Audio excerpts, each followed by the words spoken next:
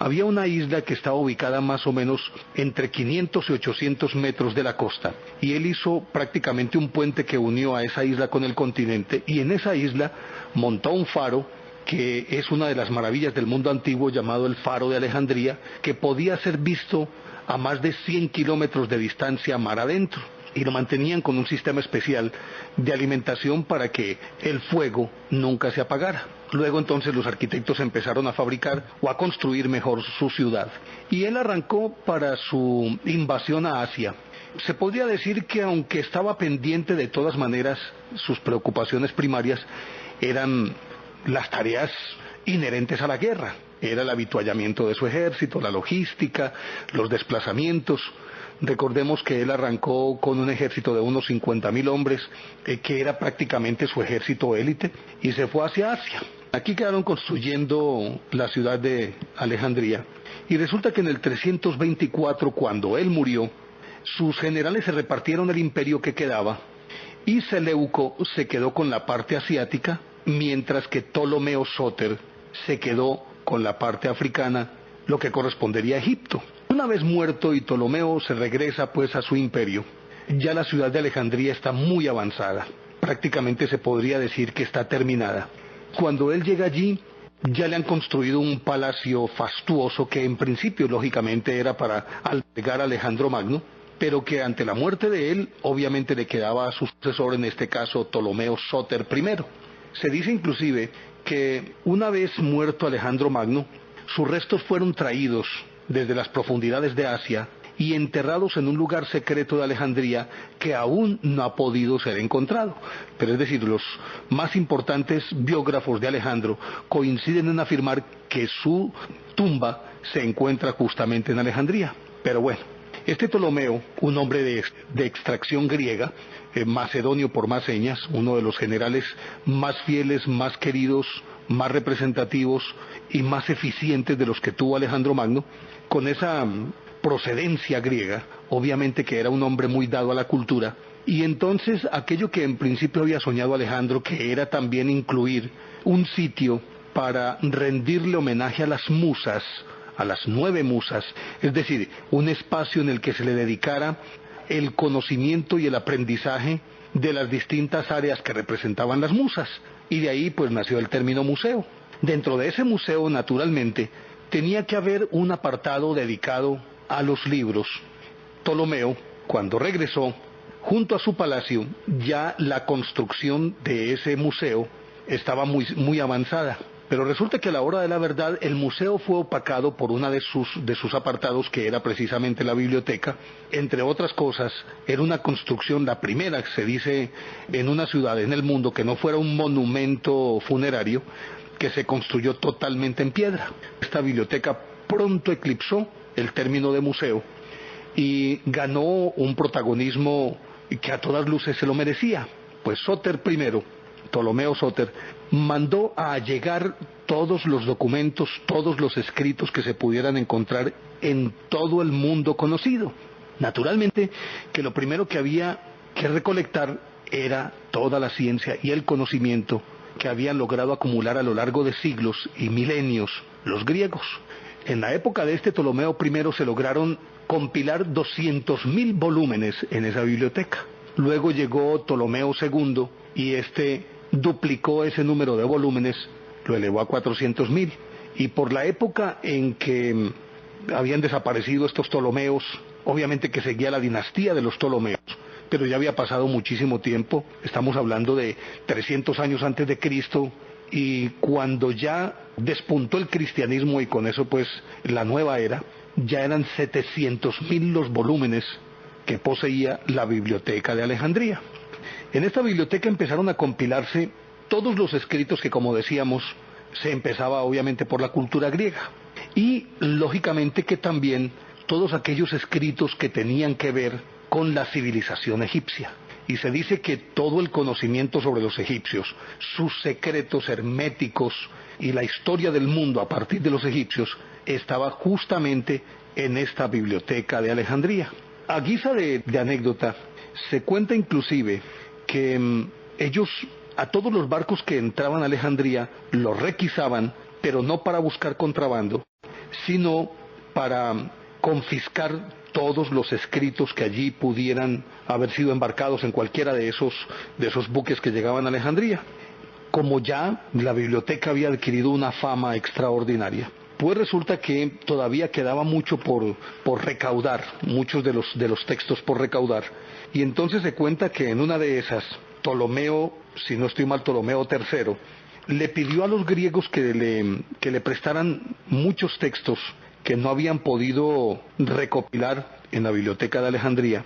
El Ptolomeo original, pues Ptolomeo I, había suscrito como una especie de convenio con todos aquellos que les proporcionaran textos, y era que él inmediatamente depositaba una suma como una especie de garantía, y resulta que esa suma se le devolvía a los dueños en cuanto los textos fueran copiados por los amanuenses de la biblioteca de Alejandría.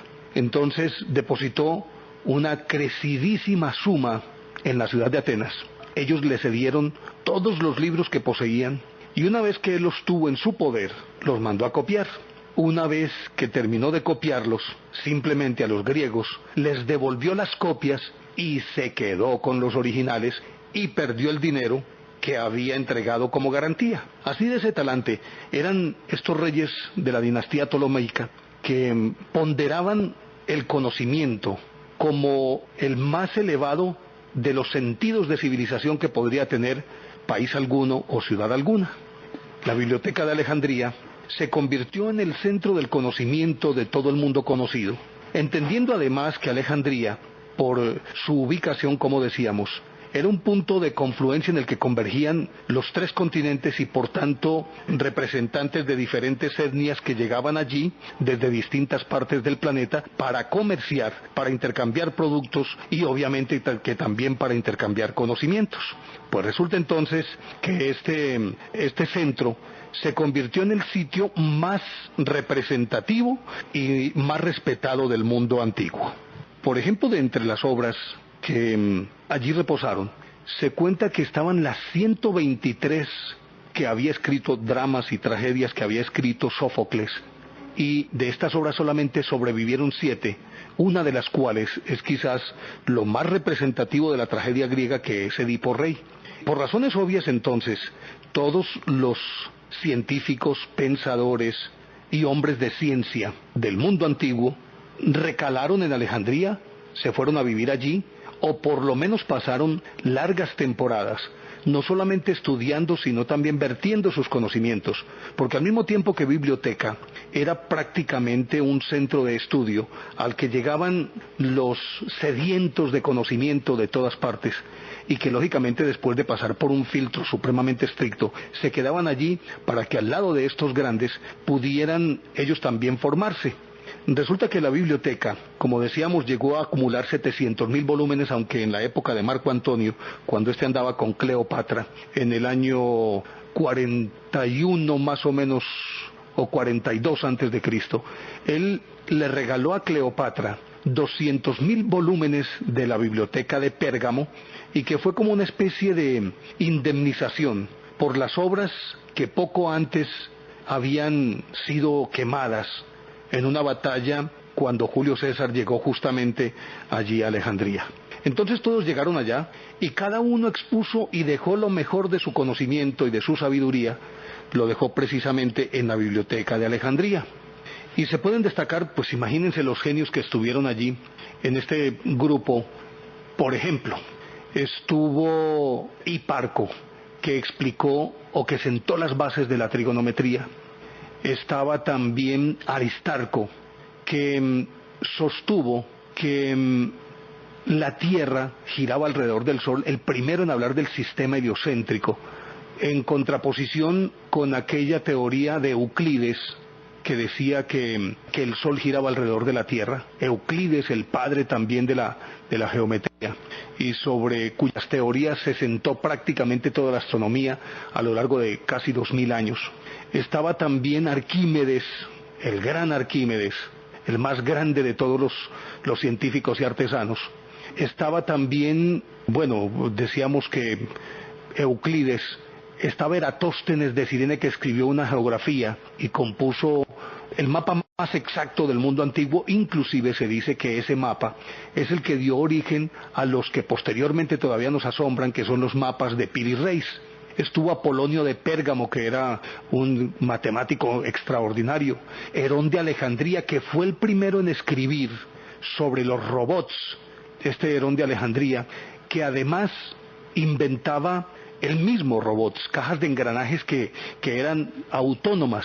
Y también cuando hablamos de la energía del vapor, él ya utilizaba el vapor para mover vehículos. Y había escrito una obra que se llamó El Autómata, que es lo primero que se conoce sobre robots. Estaba también Herófilo, que fue el primero en decir que la inteligencia no estaba en el corazón, sino en el cerebro. Al mismo tiempo estuvo Galeno, el gran médico, que escribió todas las bases de la medicina moderna. Aparte de ellos estuvo Eratóstenes de Cirene, que fue el primero en decir que la Tierra era redonda y demostrar que en efecto era redonda. Estuvo Demócrito de Abdera, el primero en hablar de la teoría atómica, es decir, del átomo como el uno indivisible. Pero bueno, ya seguimos hablando de esta historia aquí en Enigmas del Mundo. Estuvo allí también la mujer, la científica más grande de la antigüedad, que fue Hipatia, que entre otras cosas, Hipatia de Alejandría, matemática, astrónoma, y que tuvo una muerte supremamente trágica porque ella dirigía la biblioteca por allá en el año 415 después de Cristo, y resulta que había un obispo ahí en Alejandría que quería destruir a como diera lugar todo lo que tuviera que ver con, diríamos, los rezagos del paganismo. Pues ellos consideraban todo esto como si fuera una plaga que les había quedado del paganismo. Resulta que este señor, el obispo en cuestión, ordenó la destrucción, pero la destrucción de una manera sistemática y diríamos con sevicia. Resulta que este obispo, si no estoy mal, se llamaba Teófilo. Resulta que él atacó la biblioteca y lideró un movimiento de toda la multitud, obviamente esta multitud exacerbada por ese celo cristiano, y la turba se fue contra la biblioteca y la destruyó. Y el otro que estuvo ahí, que también lideró esto, fue Cirilo, que fue otro obispo y que hoy es, entre otras cosas, un santo de la iglesia. Y demolieron piedra a piedra todo lo que quedaba de la biblioteca de Alejandría, que ya, entre otras cosas, no era ni sombra en cuanto a edificio de lo que había sido en sus momentos de mayor esplendor. Y a Hipatia no solamente la desollaron viva, sino que la lapidaron y la arrastraron por las calles, porque se suponía que una mujer no tenía por qué meterse en cosas de hombres, entendiendo cosas de hombres, el conocimiento entre ellos. Hipatia fue la gran mártir de la biblioteca de Alejandría. Y ella fue la última, es decir, pongámoslo ya en términos genéricos, fue el último de los científicos, y me disculpan pues que hable así en este sentido de género, que realmente se le puede llamar genio del conocimiento, fue esta Hipatia. Pero bueno, quería contarles que estamos hablando de este tema a solicitud de don David Cortés, que nos ha escrito gentilmente. Y a propósito de ello, queremos saludar a todos los que nos han escrito sus correos solicitándonos temas y obviamente que también haciéndonos acotaciones sobre los que hemos desarrollado.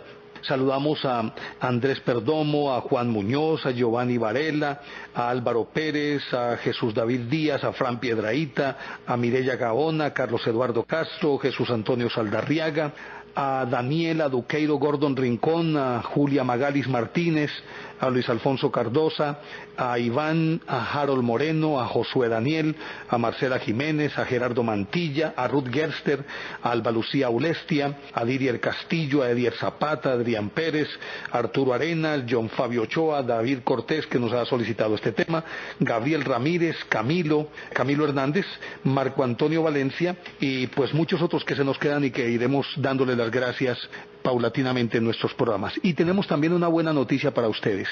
Camilo Hernández es un estudiante de informática, de ingeniería de sistemas de la Universidad Pontificia Bolivariana de la ciudad de Medellín, y él, por su propia iniciativa, ha creado un grupo que se llama Enigmas del Mundo en el Facebook.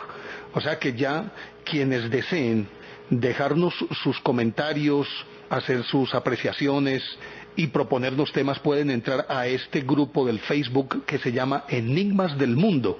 Enigmas del Mundo. Ahí pues obviamente que apenas empieza el grupo y esperamos pues que todos se apunten y visiten el Facebook, nos dejen sus comentarios. Obviamente que yo voy a tratar en la medida de lo posible de responderles a todas sus inquietudes. Y queremos agradecer también a don Carlos Araque, que nos ha regalado un material de inestimable valor para ponerlo al servicio de nuestros oyentes de Enigmas del Mundo. A todos ellos pues muchísimas gracias por todas esas observaciones, por sus conceptos, y queremos que se integren a este grupo del Facebook que se llama Enigmas del Mundo. Todos bienvenidos. Decíamos que Hipatia fue la última que se podría considerar genio en la Biblioteca de Alejandría, pero es que antes de ella, pues lógicamente que habría que decir aquí que ella no podía ser inferior a quienes la precedieron en el manejo de la Biblioteca de Alejandría, que entre otras cosas poseía 10 grandes salas y varias cámaras para los estudiosos, y que la organización como biblioteca se la dio un ateniense, que entre otras cosas fue considerado en su momento como el árbitro de la elegancia, y dicen que fue el primero en decolorarse el cabello con agua oxigenada, se volvió rubio, y se llamaba Demetrio de Falera, y nació más o menos en el 354 antes de Cristo, es más o menos contemporáneo con Alejandro, que le llevaba 2 años. Él había nacido en el 356 antes de Cristo, justo la noche en que Heróstrato destruyó el templo de Diana en Éfeso. En el 324 antes de Cristo ya era uno de los oradores más respetables de Atenas, y precisamente por esa capacidad y por su liderazgo fue elegido gobernador de Atenas en el 317, y como tal fungió durante 10 años, desde el 317 hasta el 307, como gobernador de Atenas. Inclusive dictó algunas leyes, entre las cuales una sobre la restricción del lujo en los entierros. En aquella época pues Atenas contaba con 90.000 ciudadanos, vivían allí 45.000 extranjeros, y para esa gente, para la atención de esa gente, había 400.000 esclavos. Con razón ellos tenían tiempo para dedicarse a pensar y al conocimiento, si tenían a 400.000 esclavos que los atendían. Resulta que él cayó en desgracia, y entonces se fue hacia Tebas, y allí se sentó a escribir, y de él se dice quedó uno de los libros más extraños, que naturalmente se perdió en los diferentes saqueos de que fue objeto la Biblioteca de Alejandría. Y se dice que escribió un libro llamado Sobre el haz de luz en el cielo, y que a decir de los estudiosos es la primera obra en la historia de la humanidad que se escribió sobre los platillos volantes. Él habló de los extraterrestres en esta obra. Estando allí en Atenas, Ptolomeo en el 297 lo convocó para que se fuera a vivir a Alejandría, y la biblioteca que ya estaba en marcha pues no tenía quien la dirigiera, entonces se la entregó a Demetrio de Falera, y dirigió esta biblioteca en el 283 antes de Cristo. Pero resulta que su hijo Ptolomeo II, él hizo una labor maravillosa, porque codificó, sistematizó la Biblioteca de Alejandría en volúmenes que eran los rollos de papiro, que un rollo de papiro podría tener 10, 12 metros, y eso se considera un volumen. Otros escritos que estaban compilados en hojas recortadas, y ellos los llamaron tomos. Pero resulta que segmentos de volúmenes o de tomos que hablaban de un determinado tema, ellos los denominaban libros. Pero naturalmente que el libro que nosotros conocemos hoy es muy diferente. Imagínense uno leer un papiro o un rollo de 10 metros, ese rollo, y más o menos de unos 40, 50 centímetros de ancho. Se vuelve pero bien dispendioso. Pues él sistematizó todo eso, lo codificó y lo puso a disposición de todos, distribuidos por materias, por autores, en orden alfabético. Todo eso lo sistematizó Demetrio de Falera. Pero Ptolomeo II lo desterró a Busiris, Egipto, y se cuenta que allí Demetrio murió por la mordedura de una serpiente venenosa. Después de esto, entonces, Ptolomeo II nombró, que además era un enamorado, pero especialmente, pues de la ciencia, pero especialmente de la zoología, nombró a Zenódoto de Éfeso. Eso fue por ahí en el 270 antes de Cristo. Pues de él no se tiene mucha información, se ignora inclusive la fecha de su muerte. Y luego vinieron pues una serie de bibliotecarios, entre los cuales Calímaco de Cirene, entre el 260 y 240, Apolonio de Rodas, entre el 240 y el 230 antes de Cristo. Eratóstenes de Cirene, del que estábamos hablando, que fue el primero en hablar de la redondez de la Tierra, que la comprobó. Luego vino Aristófanes de Bizancio, luego llegó Apolonio el Eidógrafo en el 180 antes de Cristo hasta el 160, y se pierde la lista cuando llega Aristarco de Samotracia, que dirigió la Biblioteca de Alejandría entre el 160 y el 131 antes de Cristo. Pues resulta que todos ellos engrandecieron no solamente la biblioteca, sino que cada vez le anexaron más y más obras, y precisamente con todo ese conocimiento acumulado allí. Pero además cada uno le fue agregando su propio sello personal en la distribución de las obras.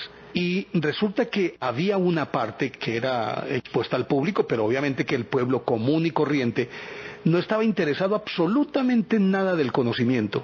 E inclusive muchos de ellos renegaban porque criticaban el hecho de que para la Biblioteca de Alejandría se asignara una partida de dinero, dijéramoslo, astronómica, y resulta que para las necesidades del pueblo no. Entonces ellos estaban contra la biblioteca, el pueblo común y corriente, porque no sabía de qué se trataba.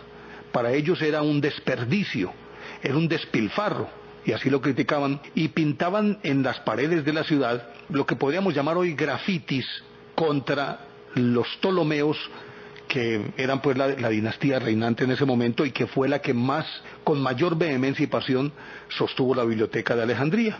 Resulta entonces que cuando llega este Aristarco de Samotracia, de ahí en adelante se pierde la enumeración de los que fueron los bibliotecarios, los directores de la biblioteca, y solamente se vuelve, es decir, hay muchos y algunos de ellos todavía se puede encontrar información sobre ellos, pero realmente la única persona relevante después de Aristarco de Samotracia, sin decir que los otros no tuvieran méritos, sino que tal vez a la sombra de estos de los que hemos hablado, ellos quedaban pues pequeñitos y fueron funcionarios pulcros y mantuvieron la biblioteca, pero no tenían ese relieve de los otros de los que hemos hablado.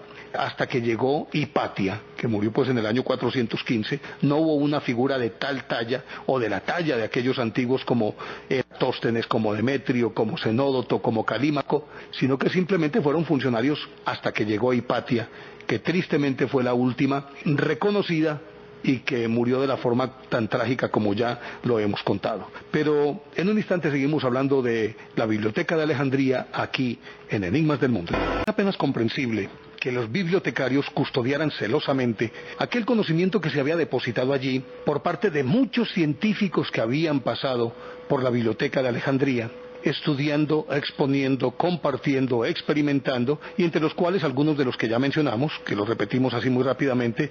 Herón de Alejandría, que fue el que escribió la primera obra que se conozca, que se tenga noticia de ella, sobre robots, que utilizó la energía de vapor para mover vehículos, que hizo él mismo también cajas con engranajes que actuaban de manera independiente, autónoma. Herófilo, que fue el que dijo que la inteligencia estaba en el cerebro y no en el corazón. Euclides, que sentó las bases de la geometría y de la teoría geocéntrica, equivocado, pero fue la sustentación sobre la cual se movió la sociedad occidental durante más de 1000 años.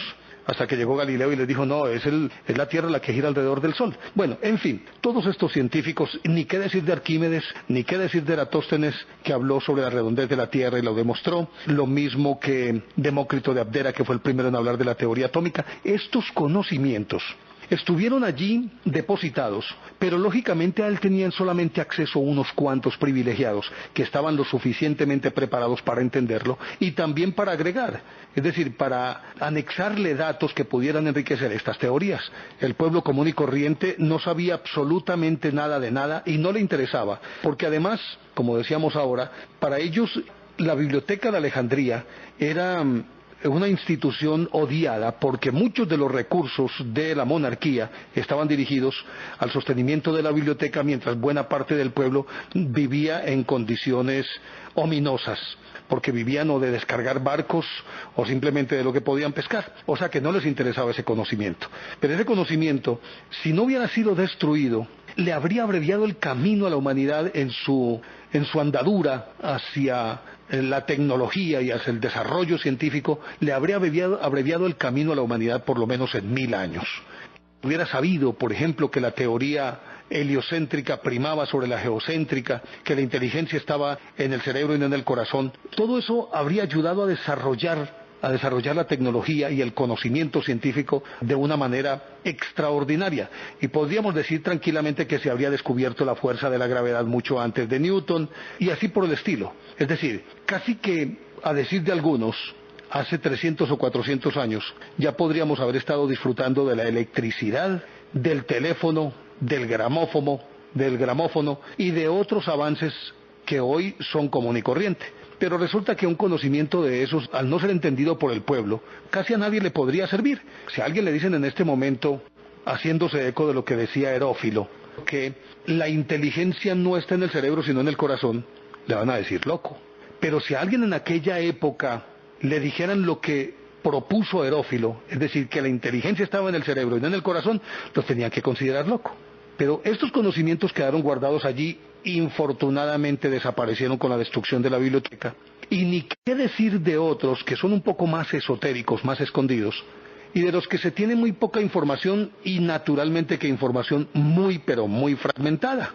Y que precisamente por tener ese carácter oscuro e iniciático ha sido descalificado y para muchos es simplemente un invento de mentes calenturientas, mientras que los verdaderos estudiosos dicen que en efecto existió. Miren, el caso de Beroso. Beroso era un sacerdote babilonio que se había refugiado en Grecia y dejó un relato, es decir, un libro de varios tomos llamado La Historia del Mundo. Y en él Beroso consignaba los conocimientos aprendidos que le fueron transmitidos por los Akpalus, que eran unos seres parecidos a peces, que vivían en escafandras y que le habrían enseñado los primeros rudimentos de civilización precisamente a Beroso, y él los había consignado en La Historia del Mundo.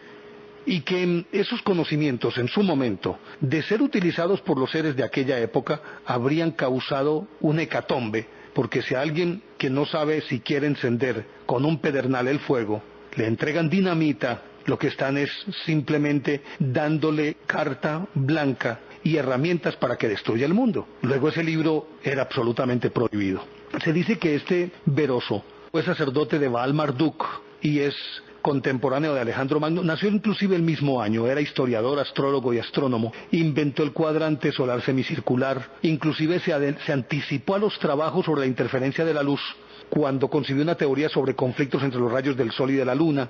Inclusive se dice que la Sibila, que pronosticaba en el oráculo de Delfos, y ahí mismo en Alejandría, era hija de él. Y de los Akpalus todavía se encuentran vestigios e ideografías con sus escafandras, por ejemplo en Tasil y Nayer, en el desierto del Sahara, en algunas partes de Babilonia, en el delta del río Indo, muy cerca de la civilización de la ciudad de Mohenjo-Daro, que podrían también haber sido construida por ellos. De acuerdo con lo que deja entrever Beroso, estos Akpalus habrían sido los constructores de las pirámides de Egipto. Es decir, las pirámides, se asume que la de Keops la construyó Keops, pero ya se sabe a ciencia cierta que esa pirámide estaba ahí cuando Keops empezó a gobernar Egipto. Y de acuerdo con lo que dice Beroso y lo que dice otro sacerdote del que vamos a hablar un poco más adelante, Manetón, esas pirámides estaban allí desde hacía más de 75.000 años. Es decir, 3 veces la precesión de los equinoccios. Recordemos que cada 25.620 años, en un día el Sol aparece por occidente y se oculta en oriente. Y eso corresponde a ese ciclo de lo que nosotros llamamos las eras. Es decir, que el Sol discurre a través de cada una de los signos del zodiaco hasta dar la vuelta. De acuerdo con Beroso, las pirámides las habrían construido los Akpalus, que también deja entrever que pudieron ser perfectamente o corresponderse estos Akpalus con los atlantes. Pues tenían escafandra, se supone que entonces debían extraer el oxígeno del agua, y para ello o necesitarían branquias o necesitarían aparatos especializados para hacer ese proceso de extraer el oxígeno del agua y utilizarlo. Pero decíamos que había otro sacerdote, y ese era Manetón. Manetón, sacerdote e historiador egipcio contemporáneo de Ptolomeo I y de Ptolomeo II, y se dice que él conocía todos los secretos de Egipto. Inclusive a él se le señalaba como el amado de Tot, o el poseedor de la verdad de Tot, y para muchos estudiosos era el verdadero Tot.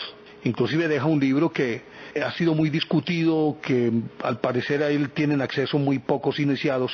Hay muy pocos ejemplares en el mundo, naturalmente algunos apartes, de acuerdo con lo que dicen los estudiosos, pueden haber sido alterados esos conocimientos, pero el libro de Todd era en el que se incluía cómo desentrañar los jeroglíficos, cómo sembrar en las orillas del Nilo, cómo aprovechar las mareas, cómo detectar la precesión de los equinoccios, el solsticio, el equinoccio, los solsticios de verano y de invierno, los equinoccios de primavera y otoño, y así por el estilo.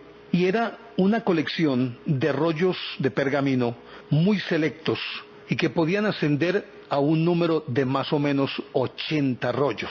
En este caso diríamos que son 80 volúmenes y que comprendería todo el conocimiento que tenían los egipcios, incluida la técnica con la cual fueron construidas las pirámides. Y en esto se complementaría con Beroso, al que se une al decir que las pirámides ya estaban ahí hacía 75.000 años. También había, entre otros, conocimientos de un fenicio llamado Mocus, era un historiador, y que no solamente le hacía eco a la teoría de Demócrito de Abdera acerca del átomo, es decir, el último indivisible, que así se llama el átomo, o eso significa, y que él no solamente conocía eso, sino que conocía cómo desarrollar la fusión y la fisión atómica. Ni más ni menos esto es lo que se tardaron los científicos tantos años en desarrollar para encontrar la bomba atómica. Lo que hizo Oppenheimer para Estados Unidos durante la Segunda Guerra Mundial, a partir de las teorías de Albert Einstein y otros tantos, que fueron los que dijeron que manipulando los protones y los electrones de un átomo podrían liberar una energía de un potencial destructor inenarrable. Entonces, este Mocus sabía cómo se llegaba a desarrollar esa energía demencialmente destructiva que hoy conocemos como la bomba atómica. Pero también allí había otros libros, o existían otros libros, por ejemplo, Las estancias de Svian, de la que en muchas de sus obras, y que al parecer es como la fuente nutricia de Madame Blavatsky, de Helen Blavatsky, que entre otras cosas en Las estancias de Svian también habla de la forma como un individuo puede transportarse de un planeta a otro, de cómo utilizar la teletransportación y la desintegración de la materia en Las estancias de Svian. Y también ahí parece que estaba otro manuscrito del que se ha hablado mucho, los ejemplares todos desaparecieron, el manuscrito de Voynich, que entre otras cosas se hace eco también de todos estos avances y conocimientos, y que Roger Bacon, que es considerado como uno de los grandes magos pues de la historia, aunque realmente se puede considerar un pionero de la experimentación científica, hablaba sobre los principios alquímicos y la forma como se podrían transformar metales viles en oro. Recuérdese que ese es el principio de la alquimia. Se habla también de que allí, en la biblioteca de Alejandría, estaría el libro que posteriormente se conoció como el libro de Excalibur, y que se supone que quien lo lee y no está lo suficientemente preparado se puede enloquecer. En fin, todos estos conocimientos que lo dejan a uno pasmados, porque si alguien hubiera tenido acceso y supiera cómo hacerlo y tuviera los medios para hacerlo, para desarrollar una bomba atómica en aquella época, entonces no estaríamos aquí contando ese cuento. Estos sí eran conocimientos absolutamente peligrosos y por lo tanto, de alguna manera, habría o que esconderlos o simplemente desaparecerlos. Pero ya seguimos hablando de esta historia aquí en Enigmas del Mundo. Y entonces, tal vez como los señores de la época, no estaban formados intelectualmente como para entender todos estos conceptos, pero sí sabían a ciencia cierta que los conocimientos depositados allí podrían ser terriblemente peligrosos. Muchos de ellos entonces apuraron el paso para destruir esta biblioteca, el mayor depósito del conocimiento del mundo a lo largo de toda la historia de la humanidad. Ustedes recordarán que estábamos hablando de los hombres de negro y todo apunta a que estos misteriosos individuos ya estaban actuando por aquella época.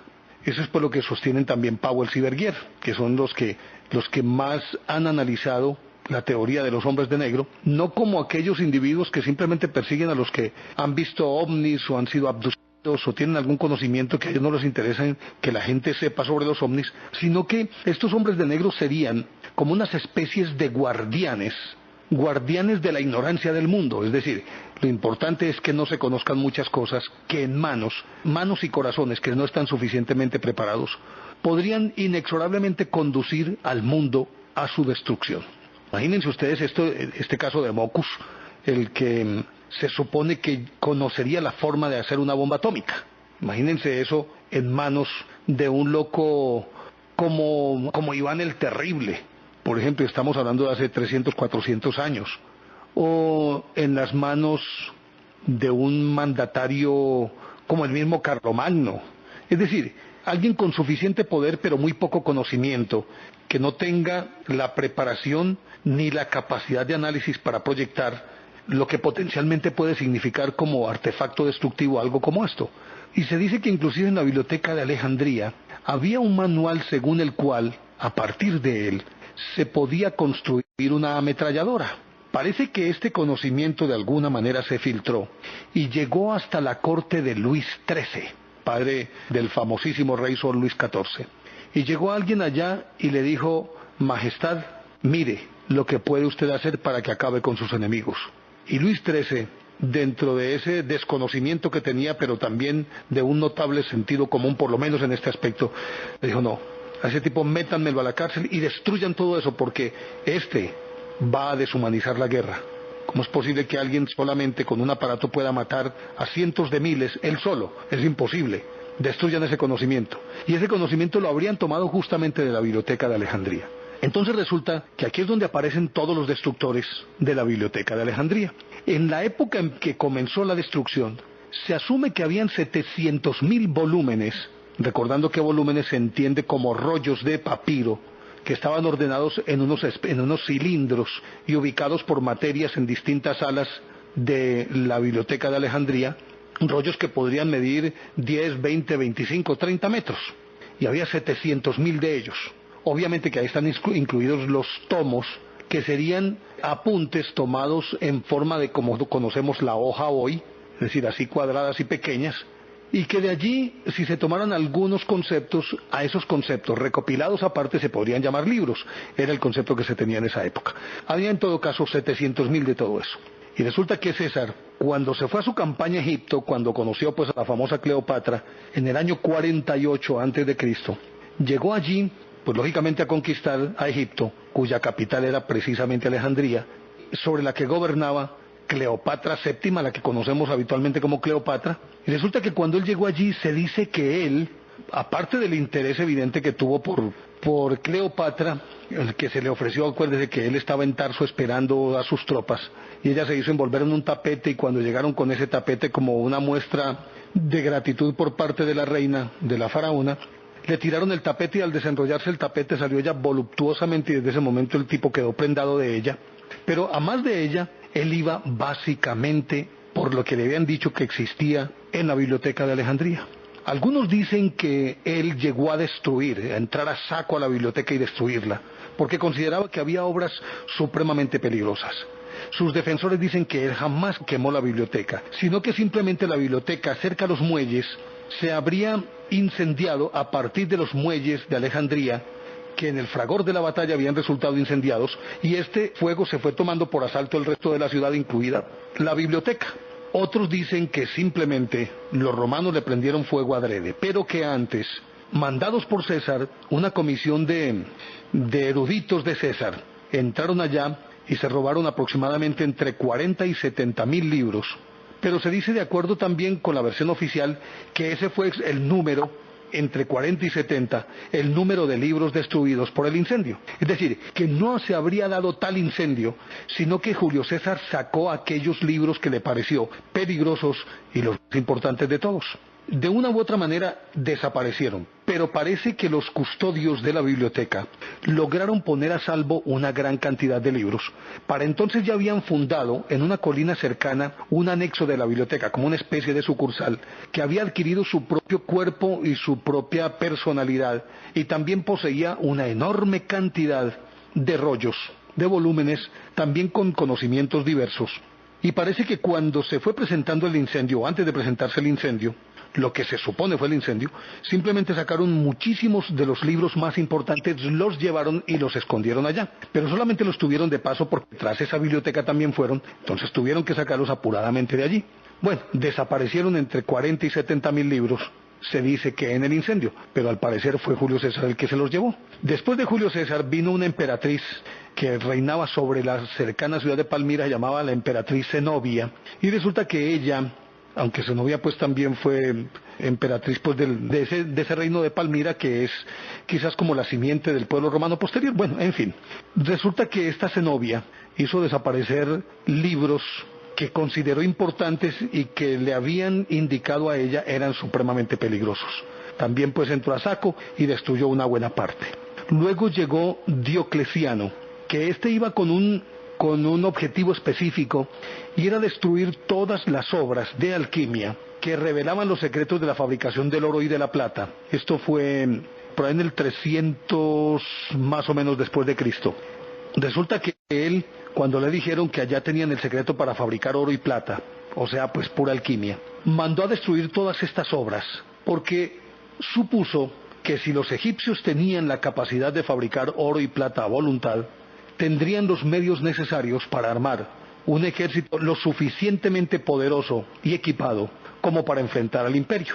Pues resulta que este Diocleciano, que entre otras cosas era hijo de un esclavo, no se quedó con las ganas de destruir cualquier vestigio de la biblioteca de Alejandría. Afortunadamente no cumplieron en su totalidad la orden, y entre otras cosas este fue también uno de los que ordenó la matanza o la aniquilación total del cristianismo cuando estuvo a punto de abdicar, o cuando estaba abdicando. Inclusive él se dijo que cuando llegó a Alejandría él había ordenado que a la ciudad había que sumergirla en sangre, de tal manera que el río de sangre debía llegar más arriba, mucho más arriba, es decir, casi que hasta la corva de las patas de su caballo. Pero resulta que cuando el caballo entró a Alejandría, trastabilló y quedó arrodillado con Diocleciano encima. Él entendió que aquello era un augurio que le indicaba que no podía destruir la ciudad, y eso salvó a la ciudad, un paso en falso de su caballo.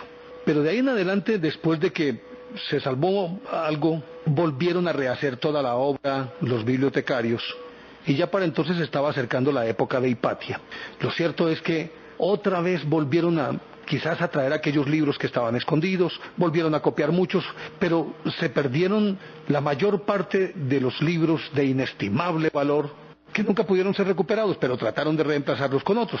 Así siguió este cuento, hasta que por allá en el año 646, el califa Omar era como el tercero después de Mahoma, o el segundo después de Mahoma, es decir, ya Mahoma había muerto, pero lo sucedió pues en el califato a Mahoma.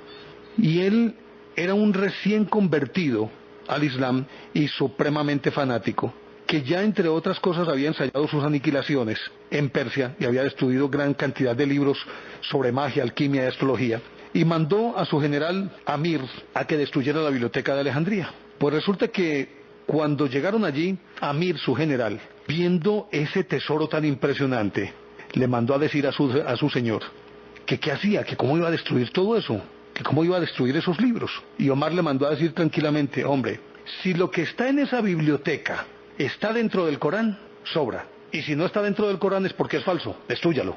Es decir, porque sí o porque no había que destruirlo. Se dice que fue tal la quemazón que con todos los rollos que habían allí pusieron a calentar las termas de la ciudad, es decir, los baños que usaban en aquella época, los precursores pues de los baños turcos de hoy, es decir, baños de agua caliente. Y para poder calentar esos baños usaron todos los volúmenes que había en la biblioteca de Alejandría. Imagínense ustedes. Hay una cosa en común que lo quería dejar precisamente para el final, y es que entre las huestes de Julio César, entre las huestes de Zenobia, entre las huestes de Diocleciano y entre las huestes del califa Omar, que fueron los 4 principales destructores, aunque entre ellos también hubo otras épocas en que vinieron otros a destruir, ni qué decir de la cantidad de terremotos y de temblores que fueron destruyendo paulatinamente la biblioteca y acabando con todo lo que había. Con ellos venían expediciones de personajes muy extraños. Como decíamos ahorita, Julio César mandó a un grupo de eruditos que extrañamente ellos vestían de negro y que eran los que lideraban estos proyectos y señalaban cuáles libros y cuáles no. Porque imagínense un ejército que entre a destruir, el ejército no se va a poner a expulgar si este sí, si este no. Mucho más gente analfabeta que no sabe leer, que no sabe escribir, que no tiene el más mínimo conocimiento. ¿Cómo podría seleccionar a aquellos que deberían destruir y a aquellos que no? O aquellos que deberían llevarse y a aquellos que no. Simplemente un soldado entra a saco y acaba hasta con el nido de la perra. Pero estos hombres de negro eran demasiado selectivos, eran los que llegaban a decir, aquel, aquel.